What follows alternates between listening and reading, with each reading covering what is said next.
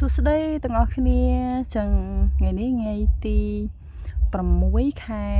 10 2025មើលកលេចមកមើលស្រូវរបស់យើងចំបៃស70យើងគឺចិត្តបានច្រូតមែនតើហើយ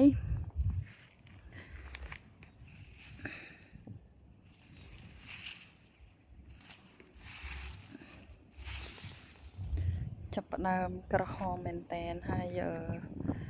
ស្ងាយយើងក៏ល្អមិនធម្មតា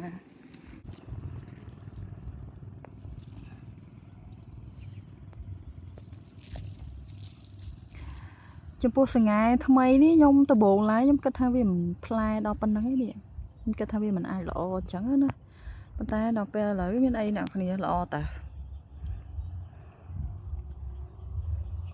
ជាងយើងរងចាំអ៊ុតមើលទិន្នផលទាំងអស់គ្នាតើបានទិន្នផលប៉ុណ្ណា